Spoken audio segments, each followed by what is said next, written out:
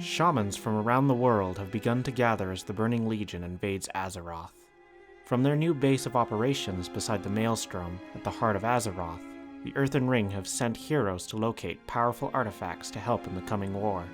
3 powerful artifacts were tracked down, each rich in history. Doomhammer for Enhancement Shamans, the Fist of Rawden for Elemental, and Sharastal, Scepter of the Tides for Restoration. A stranger will raise the hammer high, and with it, justice shall reign. Long before Draenor was shattered by Ner'zhul's magics, before the orcs invaded Azeroth in the First War, and before the Draenei of Argus sought refuge on Draenor, the ogres of Draenor rose up against their Graan gods. They established the Great Gorian Empire, ruling over Draenor for generations. Legend has it, during the reign of the Gorian Empire, the orc Gelnar wandered alone in contemplation, worried that the orcs would be enslaved by the cruel ogres. While taking shelter in a cave from a bad storm, visions came to Gelnar. He pledged himself to the elements of Draenor, and submerged himself in a pool of lava. The head of Doomhammer came from the heart of Draenor, and Gelnar, unharmed by his experiences, went on to craft the head into a mighty hammer. He called the hammer Doomhammer, and passed it on to his eldest son, who would also go by the name of Doomhammer. Gelnar would go on to use the hammer to protect his clan from ogre invaders, and deal justice for his kin. In this time, a prophecy was penned. The last of the Doomhammer line will use it to bring first salvation and then doom on the orc people. Then it will pass into the hands of one who is not of the Blackrock clan. All will change again, and it will once again be used in the cause of justice. The hammer was passed from father to son for generations, through the arrival of the Draenei and the dwindling of the Gorian Empire, until finally a young Orgrim Doomhammer took up his birthright. With it, he ventured to the pool of lava where the hammer was said to have been pulled. He intended on reverting the prophecy to ensure the hammer would remain in the Blackrock clan. He plunged the hammer into the pool, and there it was lost for a time. Facing an ogre invasion, the chieftain of the Blackrocks ventured to the pool, reached his hand in, and retook Doomhammer, suffering deep burns to his hand in the process.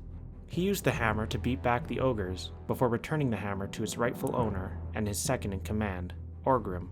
From then on, the chieftain would be known as Blackhand.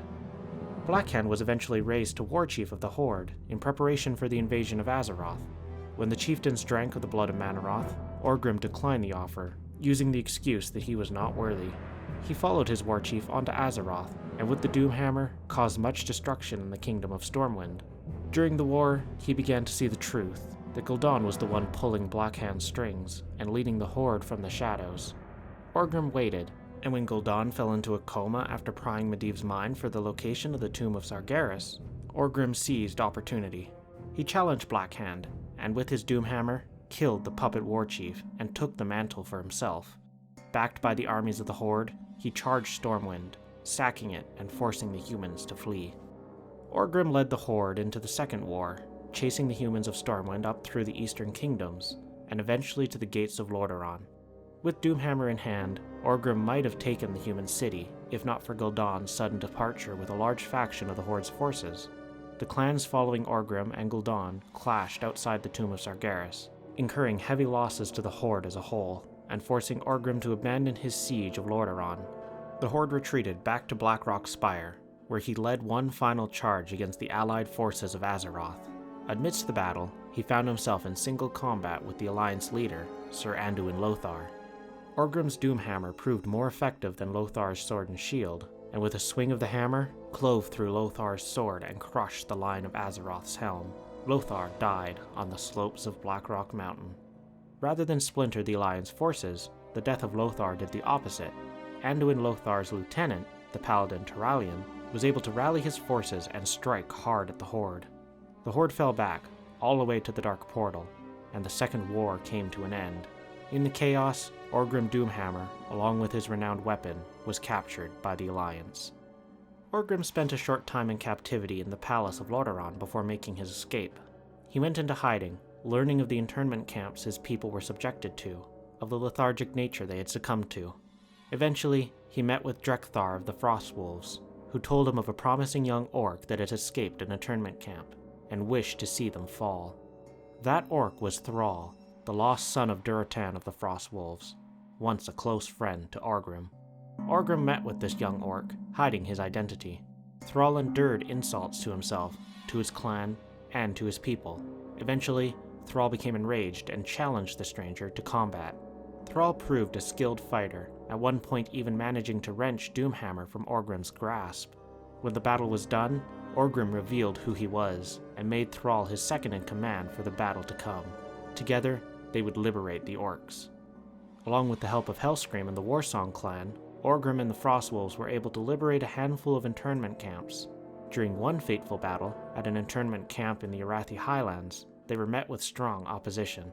A contingent of knights ambushed the orcs, and in a flash, Orgrim fell, a knight's lance stuck through his back. With his dying breaths, he named Thrall the new war chief of the Horde, and gave to him the mighty Doomhammer, hoping the young orc would use it to lead his people to peace and freedom once more.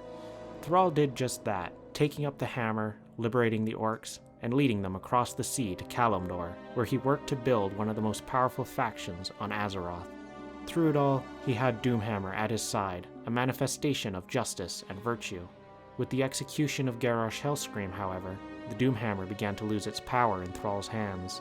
It was time to find the hammer a new hero to wield it, and to bring the wrath of the elements down on the enemies of Azeroth.